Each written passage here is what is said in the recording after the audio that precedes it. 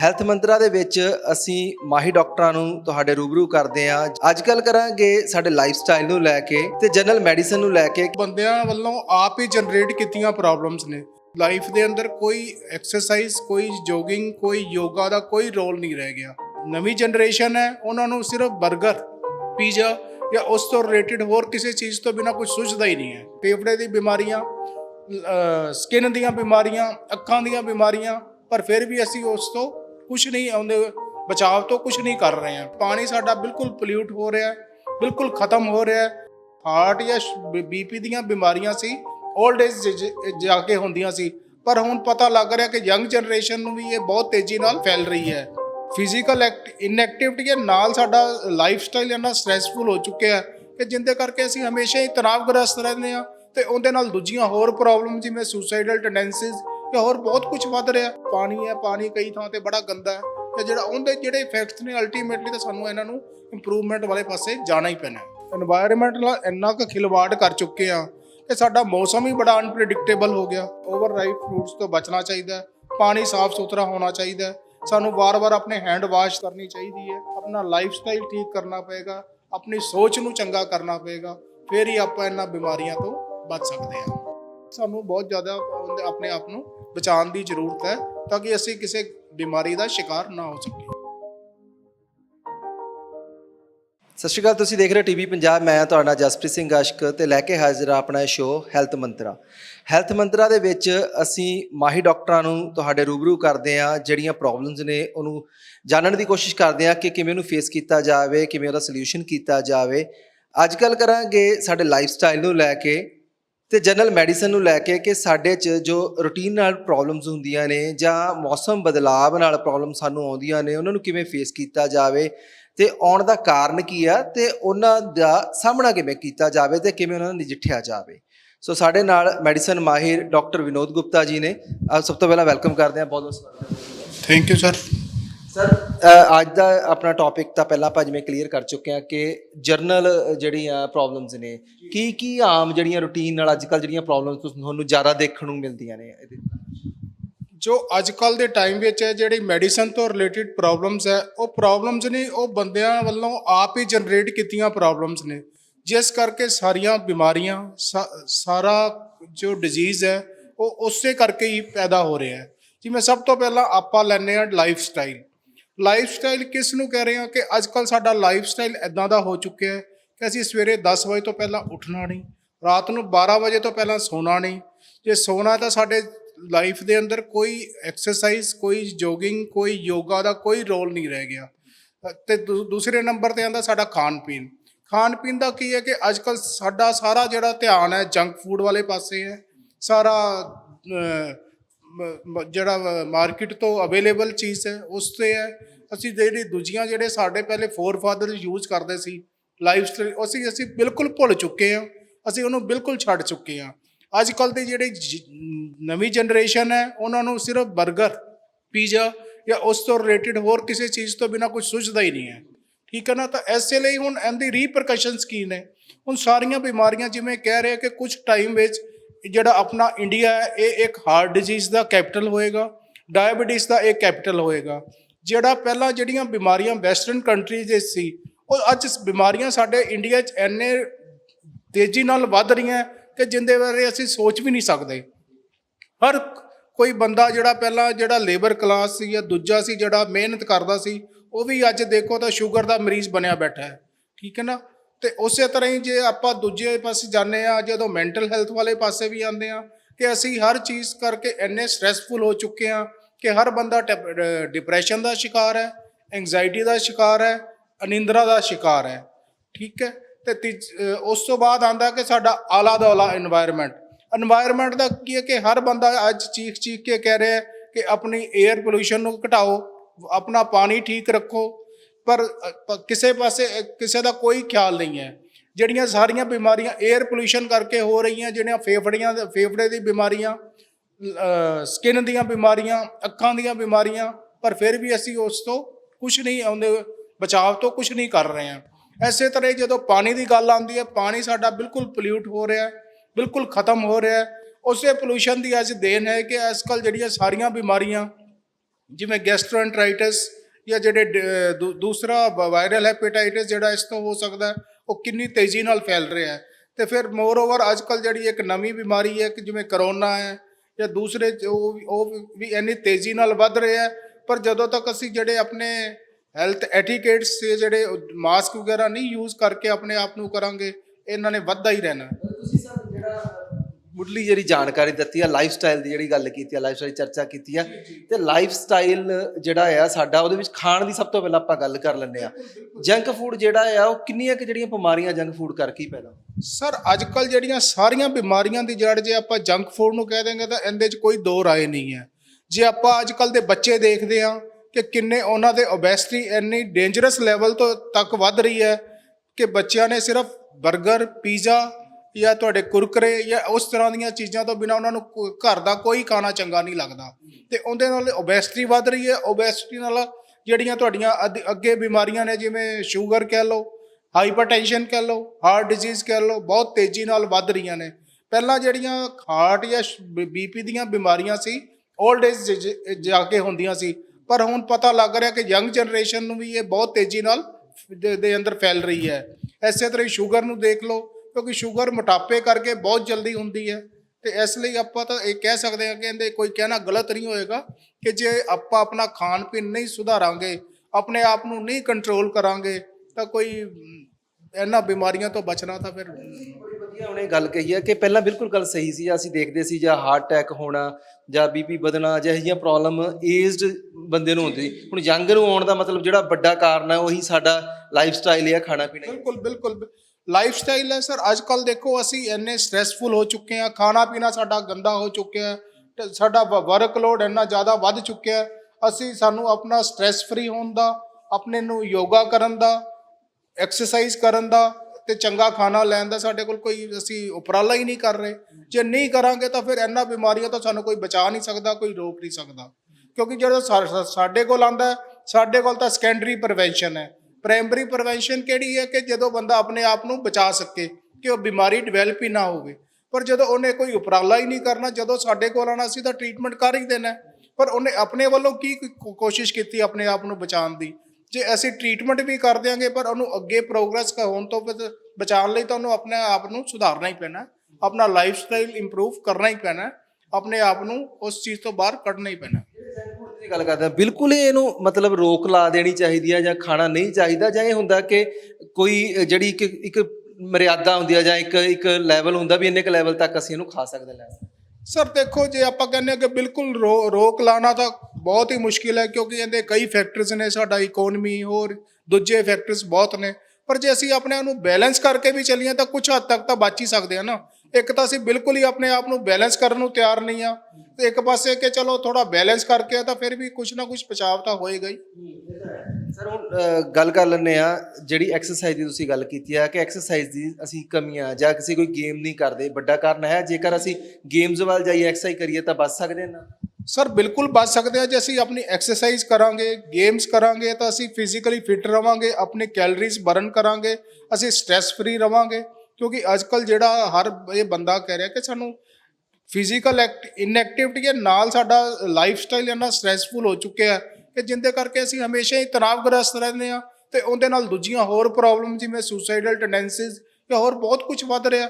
ਤਾਂ ਅਲਟੀਮੇਟਲੀ ਤਾਂ ਸਾਨੂੰ ਆਪਣੇ ਆਪ ਨੂੰ ਸੁਧਾਰਨਾ ਹੀ ਪੈਣਾ ਹੈ। ਜੇ ਅਸੀਂ ਇਹ ਚੰਗੀ ਜ਼ਿੰਦਗੀ ਜੀਣਾ ਚਾਹੁੰਦੇ ਹਾਂ ਜਾਂ ਕੁਛ ਵੀ ਕਰਨਾ ਚਾਹੁੰਦੇ ਹਾਂ ਤਾਂ ਅਸੀਂ ਇਹਨਾਂ ਗੱਲਾਂ ਨੂੰ ਇਗਨੋਰ ਨਹੀਂ ਕਰ ਸਕਦੇ।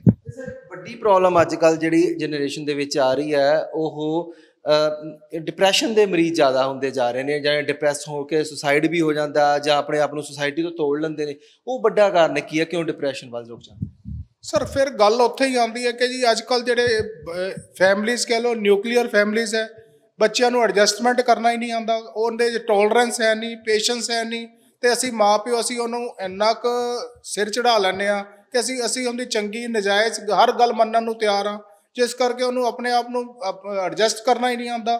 ਜੇ ਕੋਈ ਵੀ ਜ਼ਿੰਦਗੀ 'ਚ ਪ੍ਰੋਬਲਮ ਆਉਂਦੀ ਹੈ, ਕੋਈ ਵੀ ਉਹਨੂੰ ਐਡਜਸਟ ਕਰਨਾ ਪੈਂਦਾ, ਤਾਂ ਇਸ ਚੀਜ਼ ਨੂੰ ਐਡਜਸਟ ਕਰਨ ਨੂੰ ਤਿਆਰ ਹੀ ਨਹੀਂ ਹੈ। ਅਤੇ ਉਸ ਤੋਂ ਬਾਅਦ ਜਦੋਂ ਜਿਵੇਂ ਸਕੂਲਿੰਗ ਹੁੰਦੀ ਹੈ, ਅਸੀਂ ਉਨੀ ਐਕਸਪੈਕਟੇਸ਼ਨਸ ਰੱਖ ਲੈਂਦੇ ਹਾਂ ਕਿ ਬੱਚਾ ਆਪਣੇ ਆਪ ਨੂੰ ਉਸ ਐਕਸਪੈਕਟ ਦੇ ਮੁਤਾਬਿਕ ਕੰਮ ਕਰਨ ਦੀ ਕੋਸ਼ਿਸ਼ ਕਰਦਾ, ਪੜ੍ਹਨ ਦੀ ਕੋਸ਼ਿਸ਼ ਕਰਦਾ, ਨੰਬਰ ਲਿਆਉਣ ਦੀ ਕੋਸ਼ਿਸ਼ ਕਰਦਾ, ਪਰ ਜੇ ਨਹੀਂ ਕਰ ਪਾਉਂਦਾ ਤਾਂ ਨੈਚੁਰਲ ਗੱਲ ਆ ਕਿ ਪੇਰੈਂਟਸ ਵੱਲੋਂ ਵੀ ਉਹਨੂੰ ਹਮੇਸ਼ਾ ਡਿਸਕਰੇਜ ਕੀਤਾ ਜਾਂਦਾ ਹੈ ਤੇ ਉਹ ਵੀ ਆਪਣੇ ਆਪ ਨੂੰ ਇੱਕ ਹੀਨ ਭਾਵਨਾ ਨਾਲ ਦੇਖ ਤੇ ਅਲਟੀਮੇਟਲੀ ਕੀ ਜ਼ਿੰਦਗੀ 'ਚ ਕੀ ਸਿੱਖ ਰਿਹਾ ਕਿ ਉਹ ਆਪਣੀ ਲਾਈਫ ਨੂੰ ਸਟ੍ਰੈਸਫੁਲ ਕਰ ਰਿਹਾ, ਹਰ ਚੀਜ਼ ਉਹਨੂੰ ਇੱਕ ਸਟ੍ਰੈਸ ਦਾ ਕਾਰਨ ਹੀ ਬਣ ਰਹੀ ਹੈ। ਤਾਂ ਅਲਟੀਮੇਟਲੀ ਤਾਂ ਦੇਖੋ ਸਾਨੂੰ ਜ਼ਿੰਦਗੀ 'ਚ ਇਹ ਗੱਲਾਂ ਸਿੱਖਣੀਆਂ ਹੀ ਪੈਣੀਆਂ ਕਿ ਅਸੀਂ ਇਹਨੂੰ ਕਿਵੇਂ ਕੋਪ ਅਪ ਕਰੀਏ, ਕਿਵੇਂ ਅਸੀਂ ਮੈਡੀਟੇਸ਼ਨ ਕਰੀਏ, ਕਿਵੇਂ ਅਸੀਂ ਯੋਗਾ ਕਰੀਏ ਤਾਂ ਕਿ ਅਸੀਂ ਆਪਣੀ ਇੱਕ ਜ਼ਿੰਦਗੀ ਇੱਕ ਚੰਗੇ ਤਰੀਕੇ ਨਾਲ ਜੀ ਸਕੀਏ।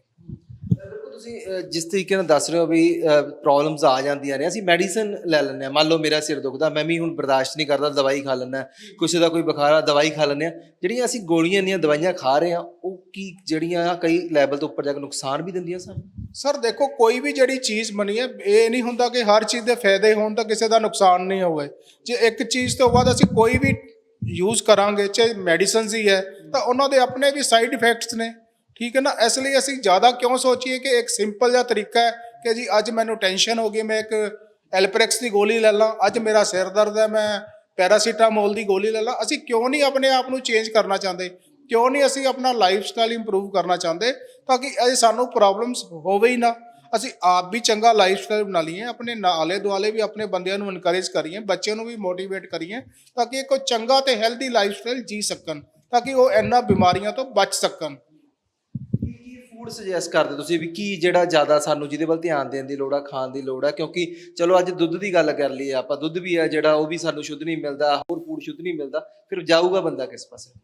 ਸਰ ਜਿੱਥੇ ਤੱਕ ਹੁਣ ਤੁਸੀਂ ਇਹ ਦੁੱਧ ਦੀ ਗੱਲ ਕਰ ਰਹੇ ਹੋ, ਫੂਡ ਅਡਲਟ੍ਰੇਸ਼ਨ ਦੀ ਗੱਲ ਕਰ ਰਹੇ ਹੋ, ਦੇਖੋ ਜਿਵੇਂ ਵੈਸਟਰਨ ਕੰਟਰੀਜ਼ ਹੈ ਜਿਹੜੇ ਸਾਡੇ ਲਾਅ ਬੜੇ ਸਟ੍ਰਿੰਜੈਂਟ ਨੇ ਅਡਲਟ੍ਰੇਸ਼ਨ ਬਾਰੇ, ਤੇ ਸਾਨੂੰ ਵੀ ਇਹ ਚਾਹੀਦਾ ਹੈ ਕਿ ਸਾਡੇ ਵੀ ਜਦੋਂ ਐਟਲੀਸਟ ਫੂਡ ਅਡਲਟ੍ਰੇਸ਼ਨ ਲਈ ਸਾਨੂੰ ਵੀ ਜ਼ੀਰੋ ਟੋਲਰੈਂਸ ਨੀਤੀ ਹੋਣੀ ਚਾਹੀਦੀ ਹੈ ਤਾਂ ਕਿ ਬੰਦੇ ਨੂੰ ਐਟਲੀਸਟ ਖਾਣਾ ਤਾਂ ਸਾਫ਼ ਸੁਥਰਾ ਮਿਲੇ, ਜੋ ਆਪਣੇ ਵੱਲੋਂ ਕੋਸ਼ਿਸ਼ ਕਰਦਾ ਉਹਨੂੰ ਖਾਣਾ ਤਾਂ ਚੰਗਾ ਮਿਲ ਸਕੇ ਨਾ। ਤੇ ਤਾਈਓ ਆਪਾਂ ਉਹਨੂੰ ਉਹਦੇ ਤੋਂ ਵੀ ਉਮੀਦ ਕਰਾਂਗੇ ਉਹ ਆਪਣੇ ਵੱਲੋਂ ਤਾਂ ਚੰਗਾ ਲੈ ਕੇ ਆ ਰਿਹਾ, ਪਰ ਜੇ ਅੱਗੇ ਅਡਲਟਰੇਟਡ ਹੀ ਮਿਲ ਰਿਹਾ ਤਾਂ ਉਹ ਉਹਦੇ 'ਚ ਉਹ ਵੀ ਕੀ ਕਰ ਸਕਦਾ। ਤਾਂ ਇਸ ਲਈ ਅੱਜ ਕੱਲ੍ਹ ਦੇਖੋ ਫਿਰ ਪੈਸਟੀਸਾਈਡ ਸਾਡਾ ਬਹੁਤ ਯੂਜ਼ ਹੋ ਰਿਹਾ, ਪੈਸਟੀਸਾਈਡ ਦੇ ਸਾਨੂੰ ਇਫੈਕਟਸ ਨਜ਼ਰ ਆ ਹੀ ਰਹੇ ਨੇ। ਇਸੇ ਤਰ੍ਹਾਂ ਹੀ ਸਾਡਾ ਜਿਹੜਾ ਪਾਣੀ ਹੈ, ਪਾਣੀ ਕਈ ਥਾਂ 'ਤੇ ਬੜਾ ਗੰਦਾ ਹੈ ਤੇ ਜਿਹੜਾ ਉਹਦੇ ਜਿਹੜੇ ਇਫੈਕਟਸ ਨੇ ਅਲਟੀਮੇਟਲੀ ਤਾਂ ਸਾਨੂੰ ਇਹਨਾਂ ਨੂੰ ਇੰਪਰੂਵਮੈਂਟ ਵਾਲੇ ਪਾਸੇ ਜਾਣਾ ਹੀ ਪੈਣਾ। ਜਿਹੜੇ ਸਾਧਨ ਲੈਣੇ ਪੈਣੇ। ਲਾਈਫ ਸਟਾਈਲ ਦੀ ਆਪਾਂ ਗੱਲ ਤਾਂ ਕਰ ਲਿਆ, ਮੌਸਮ ਦੀ ਵੀ ਗੱਲ ਕਰ ਲੈਂਦੇ ਆ ਕਿਉਂਕਿ ਲਗਾਤਾਰ ਮੌਸਮ ਦੇ ਬਦਲਣ ਨਾਲ ਪ੍ਰੋਬਲਮਸ ਆਉਣੀਆਂ ਸ਼ੁਰੂ ਹੁੰਦੀਆਂ ਨੇ। ਸਰ ਕਿਹੜੇ ਕਿਹੜੇ ਮੌਸਮ ਦੀ ਕੀ ਪ੍ਰੋਬਲਮ ਹੈ, ਇਹਦੇ ਬਾਰੇ ਵੀ ਥੋੜਾ ਜਿਹਾ? ਸਰ ਜਿਹੜਾ ਹੁਣ ਆਪਾਂ ਮੌਸਮ ਦੀ ਗੱਲ ਕਰਦੇ ਹਾਂ, ਮੌਸਮ ਤਾਂ ਦੇਖੋ ਪਹਿਲਾਂ ਹੀ ਕਿਉਂਕਿ ਅਸੀਂ এনवायरमेंट ਨਾਲ ਇੰਨਾ ਕੁ ਖਿਲਵਾੜ ਕਰ ਚੁੱਕੇ ਹਾਂ ਕਿ ਸਾਡਾ ਮੌਸਮ ਹੀ ਬੜਾ ਅਨਪ੍ਰੈਡਿਕਟੇਬਲ ਹੋ ਗਿਆ। ਸਾਨੂੰ ਬਾਰਿਸ਼ ਦਾ ਨਹੀਂ ਪਤਾ, ਕਿ ਕਦੇ ਮੌਸਮ ਦਾ ਨਹੀਂ ਪਤਾ, ਕਦੇ ਗਰਮੀ ਦਾ ਟੈਨਿਓਵਰ ਨਹੀਂ ਪਤਾ ਕਿ ਕਦੋਂ ਸ਼ੁਰੂ ਹੋਏਗਾ ਕਦੋਂ ਖਤਮ ਹੋਏਗਾ। ਤੇ ਹੁਣ ਪਰਟੀਕੂਲਰ ਜਿਵੇਂ ਰੇਨੀ ਸੀਜ਼ਨ ਚੱਲ ਰਿਹਾ ਤੇ ਰੇਨੀ ਸੀਜ਼ਨ ਇਹ ਸਭ ਤੋਂ ਜ਼ਿਆਦਾ ਜਿਵੇਂ ਪਾਣੀ ਤੋਂ ਫੈਲਣ ਵਾਲੀਆਂ ਬਿਮਾਰੀਆਂ ਦਾ ਸਭ ਤੋਂ ਜ਼ਿਆਦਾ ਡਰ ਹੁੰਦਾ ਕਿ ਜਿਵੇਂ ਗੈਸਟ੍ਰੋਐਂਟਰਾਈਟਿਸ ਦੇ ਪੇਸ਼ੈਂਟ ਆ ਗਏ, ਵਾਇਰਲ ਹੈਪੇਟਾਈਟਿਸ ਦੇ ਪੇਸ਼ੈਂਟ ਆ ਗਏ, ਟਾਈਫਾਇਡ ਦੇ ਪੇਸ਼ੈਂਟ ਆ ਗਏ। ਤਾਂ ਇਸ ਲਈ ਸਾਨੂੰ ਹਮੇਸ਼ਾ ਪਾਣੀ ਸਾਫ਼ ਸੁਥਰਾ ਜਾਂ ਬੋਇਲ ਕਰਕੇ ਹੀ ਯੂਜ਼ ਕਰਨਾ ਚਾਹੀਦਾ। ਉਸੇ ਤਰ੍ਹਾਂ ਹੀ ਫਿਰ ਦੂਜੇ ਜਿਵੇਂ ਇਸ ਮੌਸਮ ਵਿੱਚ ਦੂਜੀਆਂ ਰੈਸਪੀਰੇਟਰੀ ਡਿਜ਼ੀਜ਼ ਵੀ ਬਹੁਤ ਜ਼ਿਆਦਾ ਫੈਲਦੀਆਂ ਨੇ ਤੇ ਉਸ ਲਈ ਵੀ ਸਾਨੂੰ ਬਹੁਤ ਜ਼ਿਆਦਾ ਆਪਣੇ ਆਪ ਨੂੰ ਬਚਾਉਣ ਦੀ ਜ਼ਰੂਰਤ ਹੈ ਤਾਂ ਕਿ ਅਸੀਂ ਕਿਸੇ ਬਿਮਾਰੀ ਦਾ ਸ਼ਿਕਾਰ ਨਾ ਹੋ ਸਕੀਏ। ਕਿ ਮੱਛਰ ਜਾਂ ਹੋਰ ਐਸੀਆਂ ਚੀਜ਼ਾਂ ਤੋਂ ਜਿਹੜੇ ਸਾਨੂੰ ਮਲੇਰੀਆ ਜਾਂ ਡੇਂਗੂ ਜਾਂ ਇਹੋ ਜਿਹੀਆਂ ਚੀਜ਼ਾਂ ਜਿਹੜੀਆਂ ਨੇ ਉਹ ਇਸ ਮੌਸਮ 'ਚ ਜ਼ਿਆਦਾ ਡਰ ਰਹਿੰਦਾ? ਬਿਲਕੁਲ ਸਰ, ਜਿੱਥੇ ਪਾਣੀ ਖੜਾ ਹੋਏਗਾ ਤਾਂ ਉੱਥੇ ਸਾਨੂੰ ਪਤਾ ਹੀ ਹੈ ਕਿ ਉੱਥੇ ਨਾਲ ਜਿਵੇਂ ਅੱਜ ਕੱਲ੍ਹ ਡੇਂਗੂ ਬਹੁਤ ਜ਼ਿਆਦਾ ਫੈਲ ਰਿਹਾ। ਕਿਉਂਕਿ ਵਾਰ-ਵਾਰ ਹਰ ਬੰਦਾ ਤਾਂ ਆਪਾਂ ਨੂੰ ਸਮਝਾਉਣ ਦੀ ਕੋਸ਼ਿਸ਼ ਕਰ ਰਿਹਾ ਕਿ ਜੀ ਤੁਸੀਂ ਆਪਣੇ ਆਲੇ ਦੁਆਲੇ ਪਾਣੀ ਨਾ ਖੜਾ ਹੋਣ ਦਿਓ। ਪਾਣੀ ਨੂੰ ਇਹ ਖੜਾ ਵੀ ਹੈ ਤਾਂ ਤੁਸੀਂ ਉਹਨੂੰ ਕੋਸ਼ਿਸ਼ ਕਰੋ ਕਿ ਸਫਾਈ ਕਰਾਈ ਜਾਵੇ ਜਾਂ ਉਹਦੇ 'ਤੇ ਸੜਿਆ ਮਿੱਟੀ ਦਾ ਡੀਜ਼ਲ ਪਾਇਆ ਜਾਵੇ ਤਾਂ ਕਿ ਉੱਤੇ ਮੱਛਰ ਨਾ ਪਨਪਣ। ਪਰ ਗੱਲ ਹੈ ਜੀ ਅਲਟੀਮੇਟਲੀ ਇੱਕ ਡਿਪਾਰਟਮੈਂਟ ਜਾਂ ਇੱਕ ਬੰਦੇ ਦੇ ਕਰਨ ਨਾਲ ਤਾਂ ਕੁਝ ਨਹੀਂ ਹੋ ਸਕਦਾ। ਇਹ ਤਾਂ ਸਾਡਾ ਸਾਰਿਆਂ ਦਾ ਜੁਆਇੰਟ ਐਫਰਟ ਹੈ, ਜੁਆਇੰਟ ਕੰਮ ਹੈ। ਜੇ ਸਾਨੂੰ ਸਾਰਿਆਂ ਨੂੰ ਰਲ ਮਿਲ ਕੇ ਹੀ ਇਹਨਾਂ ਨੂੰ ਕਰਨਾ ਪਏਗਾ ਤਾਂ ਜੋ ਸਭ ਨੂੰ ਹੀ ਚੰਗੀ ਡਿਜ਼ੀਜ਼ ਫ੍ਰੀ ਲਾਈਫ ਮਿਲ ਸਕੇ। ਬਰਸਾਤਾਂ ਦੀ ਗੱਲ ਕਰਦੇ ਜੀ, ਬਰਸਾਤਾਂ 'ਚ ਕਿਹੜੀ ਚੀਜ਼ ਦਾ ਜ਼ਿਆਦਾ ਧਿਆਨ ਰੱਖਣ ਦੀ ਲੋੜ ਹੈ ਆਪਣੇ ਲਾਈਫ ਸਟਾਈਲ ਦੇ ਨਾਲ ਜੋੜ ਕੇ ਜਾ ਕੇ ਬੰਦਾ ਉਹਦਾ ਪਹਿਲਾਂ ਹੀ ਧਿਆਨ ਰੱਖ ਕੇ ਬਚ ਸਕੇ ਸਾਰੀ? ਸਰ ਇਹਦੇ ਲਈ ਤਾਂ ਇਹ ਕਿ ਸਾਨੂੰ ਬਾਹਰ ਦਾ ਖਾਣਾ ਘੱਟ ਤੋਂ ਘੱਟ ਖਾਣਾ ਚਾਹੀਦਾ ਹੈ। ਅਨਕਟੇ ਫਰੂਟ ਜਿਹੜੇ ਦੂਜੇ ਨੇ ਓਵਰ ਰਾਈਪ ਫਰੂਟਸ ਤੋਂ ਬਚਣਾ ਚਾਹੀਦਾ। ਪਾਣੀ ਸਾਫ਼ ਸੁਥਰਾ ਹੋਣਾ ਚਾਹੀਦਾ। ਸਾਨੂੰ ਵਾਰ-ਵਾਰ ਆਪਣੇ ਹੈਂਡ ਵਾਸ਼ ਜਿਹੜੀ ਸਭ ਤੋਂ ਸਸਤੀ ਤੇ ਕਾਮਨ ਟੈਕਨੀਕ ਹੈ, ਕੋਈ ਵੀ ਆਪਣੇ ਉਸ ਤੋਂ ਪਹਿਲਾਂ ਯੂਜ਼ ਕਰਨੀ ਚਾਹੀਦੀ ਹੈ। ਤੇ ਇਹਨਾਂ ਚੀਜ਼ਾਂ ਤੋਂ ਹੀ ਅਸੀਂ ਜੇ ਬਚਾਅ ਕਰਾਂਗੇ ਤਾਂ ਅਸੀਂ ਬਹੁਤ ਸਾਰੀਆਂ ਬਿਮਾਰੀਆਂ ਤੋਂ ਬਚ ਸਕਦੇ ਹਾਂ। ਮੌਸਮ ਨਾਲ ਬਿਮਾਰੀ ਦਾ ਆਪਾਂ ਚਾਹੇ ਹੁਣ ਬਰਸਾਤ ਦੀ ਗੱਲ ਕੀਤੀ ਹੈ, ਸਰਦ ਰੁੱਤ ਦੇ ਵਿੱਚ ਵੀ ਬਿਮਾਰੀਆਂ ਆਉਂਦੀਆਂ, ਗਰਮੀ ਆਉਂਦੀ ਜਦ ਵੀ ਆਉਂਦੀ ਆ, ਇਹ ਜਿਹੜੀਆਂ ਬਿਮਾਰੀਆਂ ਤੋਂ ਪਹਿਲਾਂ ਅਸੀਂ ਕੁਝ ਕਰ ਸਕਦੇ ਹਾਂ ਕਿ ਟਾਈਮ ਆਉਣ ਤੋਂ ਪਹਿਲਾਂ ਹੀ ਪ੍ਰਿਪੇਅਰ ਹੋਈਏ ਜਾਂ ਬਚ ਸਕੇ, ਹਰ ਰੁੱਤ ਦੇ ਮੁਤਾਬਿਕ ਕਿਵੇਂ ਇਹਨੂੰ ਬਦਲਿਆ ਜਾਵੇ? ਸਰ ਇਹਨਾਂ ਦਾ ਤਾਂ ਪ੍ਰੋਫਿਲੈਕਟਿਕ ਜੇ ਆਪਾਂ ਗੱਲ ਕਰਦੇ ਆ ਜਾਂ ਬਚਣ ਦੀ ਗੱਲ ਕਰਦੇ ਆ, ਫਿਰ ਤਾਂ ਸਾਡੇ ਆਪਣੇ ਲਾਈਫ ਸਟਾਈਲ ਹੀ ਨੇ ਕਿ ਅਸੀਂ ਸਾਨੂੰ ਜ਼ਿੰਦਗੀ ਆਪਣੇ ਲਾਈਫ ਸਟਾਈਲ ਹੀ ਇੰਪਰੂਵ ਕਰਨੇ ਪੈਣਗੇ। ਕਿ ਜਿਵੇਂ ਅੱਜ ਕੱਲ੍ਹ ਜਿਵੇਂ ਕਹਿੰਦੇ ਕਿ ਰੈਸਪੀਰੇਟਰੀ ਡਿਜ਼ੀਜ਼ ਬਹੁਤ ਜ਼ਿਆਦਾ ਫੈਲ ਰਹੀਆਂ, ਜਿਵੇਂ ਆਪਾਂ ਗੱਲ ਕਰਦੇ ਆ ਕਿ ਕਰੋਨਾ ਦੀ ਜਾਂ ਦੂਸਰੇ, ਉਹਦੇ ਲਈ ਤਾਂ ਹਰ ਬੰਦਾ ਆਪਾਂ ਨੂੰ ਅਵੇਅਰ ਕਰ ਰਿਹਾ ਕਿ ਜੀ ਆਪਣਾ ਜਿਹੜਾ ਗਾਰਡ ਹੈ ਲੋ ਨਾ ਕਰੋ, ਮਾਸਕ ਦੀ ਵਰਤੋਂ ਕਰੋ ਤਾਂ ਕਿ ਇੱਕ ਆਪਾਂ ਇਸ ਤੋਂ ਬਚ ਸਕੀਏ। ਇਸੇ ਤਰ੍ਹਾਂ ਹੀ ਜੇ ਆਪਾਂ ਹੈਂਡ ਵਾਸ਼ਿੰਗ ਹੈ ਜਿਹੜੀ ਸਭ ਤੋਂ ਵਧੀਆ ਟੈਕਨੀਕ ਹੈ ਜਿਹੜੀ ਸਾਨੂੰ ਬੈਕਟੀਰੀਆ ਵਾਇਰਸ ਤੋਂ ਬਚਾਏਗੀ। ਆਪਣਾ ਖਾਣ ਤੋਂ ਪਹਿਲਾਂ ਜਾਂ ਕੁਝ ਵੀ ਕਰਨ ਤੋਂ ਪਹਿਲਾਂ ਸਾਨੂੰ ਸੈਨੀਟਾਈਜ਼ਰ ਜਾਂ ਹੈਂਡ ਵਾਸ਼ ਜ਼ਰੂਰ ਕਰਨੇ ਚਾਹੀਦੇ ਨੇ। ਫਿਰ ਮੌਸਮ ਦੇ ਮੁਤਾਬਿਕ ਸਾਨੂੰ ਆਪਣੇ ਕੱਪੜੇ ਵੀ ਉਸੇ ਤਰ੍ਹਾਂ ਦੇ ਸਾਨੂੰ ਯੂਜ਼ ਕਰਨੇ ਚਾਹੀਦੇ ਨੇ। ਇਸ ਤੋਂ ਹੀ ਅਸੀਂ ਆਪਣੇ ਆਪ ਨੂੰ ਬਚਾਅ ਕਰ ਸਕਦੇ ਹਾਂ। ਇਹ ਸਾਰੀ ਸਾਡੇ ਲਾਈਵ ਮੁੜ ਕੇ ਗੱਲ ਉੱਥੇ ਹੀ ਆ ਜਾਂਦੀ ਹੈ ਕਿ ਜਦ ਤੱਕ ਆਪਣੇ ਆਪ ਨੂੰ ਅਸੀਂ ਸੁਧਾਰਾਂਗੇ ਨਹੀਂ ਤਾਂ ਇਹ ਬਿਮਾਰੀਆਂ ਸਾਡੇ ਨਾਲ ਹੈ, ਸਾਡੇ ਉੱਤੇ ਹੀ ਚੱਲਣਗੀਆਂ। ਜਸਪ੍ਰੀਤ ਦੀ ਜਿਹੜੀ ਗੱਲ ਮੈਂ ਜਿੱਥੇ ਸ਼ੁਰੂ ਕੀਤੀ ਸੀ, ਜਿਹੜੀ ਸਾਰੀ ਮੈਡੀਸਨ ਦੀਆਂ ਸਾਰੀਆਂ ਬਿਮਾਰੀਆਂ ਦੀ ਜੜ ਤਾਂ ਉੱਥੋਂ ਹੀ ਸ਼ੁਰੂ ਹੁੰਦੀ ਹੈ, ਤੇ ਅਸੀਂ ਉਹਨਾਂ ਤੋਂ ਜਦੋਂ ਤੱਕ ਉਹਦੇ ਨੂੰ ਉਪਰਾਲਾ ਨਹੀਂ ਕਰਦੇ ਉਦੋਂ ਤੱਕ ਅਸੀਂ ਇਹ ਉਮੀਦ ਨਹੀਂ ਕਰ ਸਕਦੇ ਕਿ ਸਾਨੂੰ ਬਿਮਾਰੀਆਂ ਤੋਂ ਮੁਕਤੀ ਮਿਲੇਗੀ। ਅਲਟੀਮੇਟਲੀ ਤਾਂ ਸਾਨੂੰ ਆਪਣੇ ਵਾਪਿਸ ਜਿਵੇਂ ਕਹਿੰਦੇ ਸਾਡੇ ਉਸੇ ਲਾਈਫ ਸਟਾਈਲ 'ਤੇ ਹੀ ਆਉਣਾ ਪਏਗਾ। ਆਪਣਾ ਖਾਣ ਪੀਣ ਠੀਕ ਕਰਨਾ ਪਏਗਾ, ਆਪਣਾ ਲਾਈਫ ਸਟਾਈਲ ਠੀਕ ਕਰਨਾ ਪਏਗਾ, ਆਪਣੀ ਸੋਚ ਨੂੰ ਚੰਗਾ ਕਰਨਾ ਪਏਗਾ, ਫਿਰ ਹੀ ਆਪਾਂ ਇਹਨਾਂ ਬਿਮਾਰੀਆਂ ਤੋਂ ਬਚ ਸਕਦੇ ਹਾਂ। ਕੁਐਸਚਨ ਤੁਹਾਨੂੰ ਜਿਹੜਾ ਕੀਤਾ ਸੀਗਾ, ਚਲੋ ਮੰਨ ਲੈਂਦੇ ਹਾਂ ਕਿ ਸਾਨੂੰ ਪ੍ਰੋਬਲਮ ਹੋਏ ਗਈ, ਦਵਾਈ ਖਾਣੀਓ ਪੈਣੀ ਹੈ, ਹੱਲ ਕੋਈ ਨਹੀਂ ਹੈਗਾ, ਫਿਰ ਉਹ ਕਿਸ ਤਰੀਕੇ ਨਾਲ ਮੈਡੀਸਨ ਜਿਹੜੀ ਆ ਉਹਦਾ ਇਸਤੇਮਾਲ ਕਰਨਾ ਚਾਹੀਦਾ ਕਿ ਪ੍ਰੋਬਲਮ ਵੀ ਠੀਕ ਹੋਵੇ ਤੇ ਕੋਈ ਸਾਈਡ ਇਫੈਕਟ ਵੀ ਨਾ ਹੋਵੇ? ਸਰ ਸਭ ਤੋਂ ਪਹਿਲੀ ਗੱਲ ਹੈ ਕਿ ਸਾਡੇ ਜਿਵੇਂ ਅੱਜ ਕੱਲ੍ਹ ਟ੍ਰੈਂਡ ਚੱਲਦਾ ਹੈ ਕਿ ਬੰਦਾ ਆਪਣੀ ਮਰਜ਼ੀ ਨਾਲ ਹੀ ਕੈਮਿਸਟ ਤੋਂ ਦਵਾਈ ਲੈ ਕੇ ਆਪਣੇ ਤਰੀਕੇ ਨਾਲ ਹੀ ਯੂਜ਼ ਕਰ ਲੈਂਦਾ ਹੈ, ਅਤੇ ਜਦੋਂ ਤੱਕ ਸਾਡੇ ਕੋਲ ਪਹੁੰਚਦਾ ਉਦੋਂ ਤੱਕ ਬਹੁਤ ਕੁਝ ਖਾ ਚੁੱਕਿਆ ਹੁੰਦਾ, ਬਹੁਤ ਦੇਰ ਹੋ ਚੁੱਕੀ ਹੁੰਦੀ ਹੈ। ਤਾਂ ਇਸ ਲਈ ਜੇ ਬੰਦਾ ਚਲੋ ਅਨਫੋਰਚੂਨੇਟਲੀ ਉਹਨੂੰ ਬਿਮਾਰ ਵੀ ਹੋ ਗਿਆ ਤਾਂ ਉਹਨੂੰ ਚਾਹੀਦਾ ਕਿ ਆਪਣੇ ਨਾਲ ਦੀ ਨਾਲ ਕਿਸੇ ਵੀ ਵੈਲ ਕੁਆਲੀਫਾਈਡ ਪਰਸਨ ਨੂੰ ਆਪਣਾ ਜਾਂਚ ਕਰਾਵੇ, ਉਹਦੀ ਸਲਾਹ ਲਵੇ ਤੇ ਉਹਨੂੰ ਟਰੀਟਮੈਂਟ ਕਰੇ।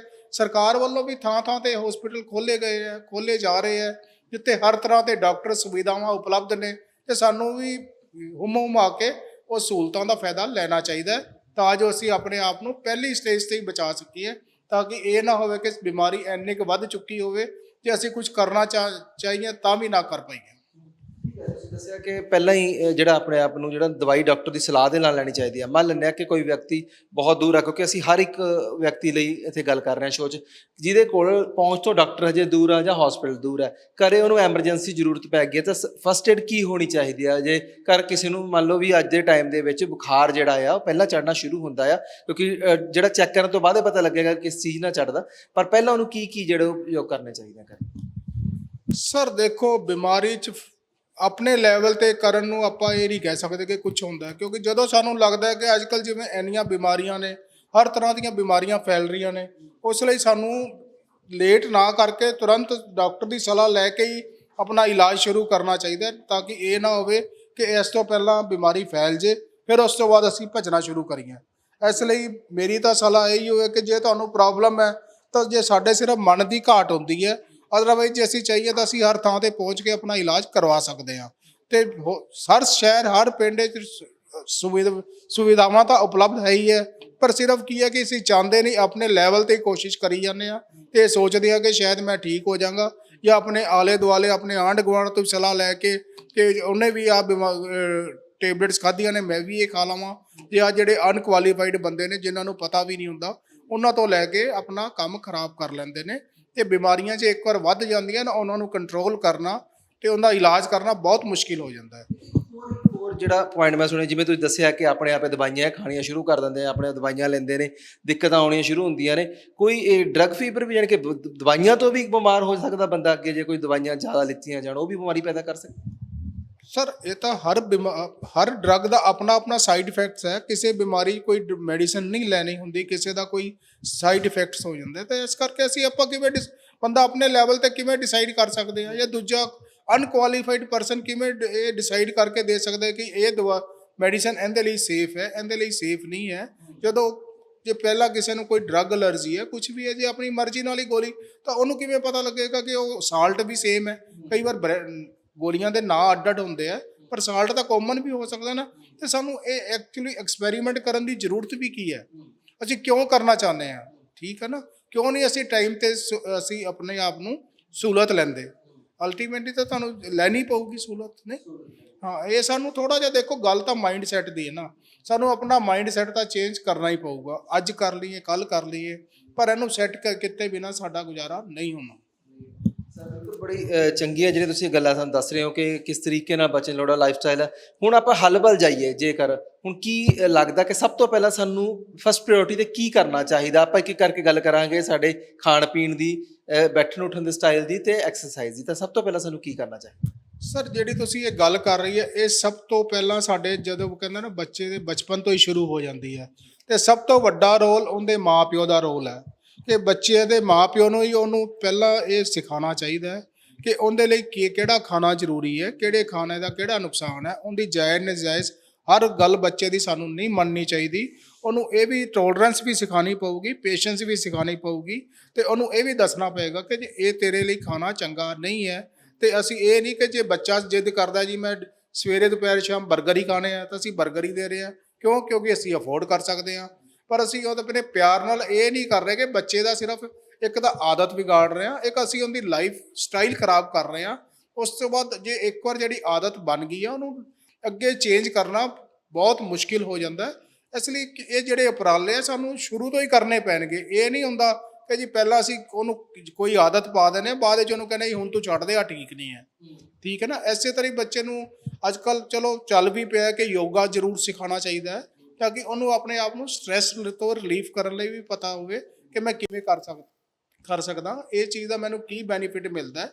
ਮੈਡੀਟੇਸ਼ਨ ਵੀ ਅੱਜ ਕੱਲ੍ਹ ਬਹੁਤ ਜ਼ਰੂਰੀ ਹੈ ਕਿ ਬੰਦੇ ਨੂੰ ਆਪਣੇ ਨਾਲ ਫਿਜ਼ੀਕਲ ਹੈਲਥ ਦੇ ਨਾਲ ਮੈਂਟਲ ਹੈਲਥ ਵੀ ਬਹੁਤ ਜ਼ਰੂਰੀ ਹੈ। ਕਿਉਂਕਿ ਜਦੋਂ ਤੱਕ ਇਹ ਸਾਡਾ ਸਾਰਾ ਸਿਸਟਮ ਠੀਕ ਨਹੀਂ ਹੋਏਗਾ, ਅਸੀਂ ਆਪਣੇ ਆਪ ਨੂੰ ਐਜ਼ ਏ ਹੋਲ ਚੰਗੀ ਜ਼ਿੰਦਗੀ ਨਹੀਂ ਜੀ ਸਕਦੇ।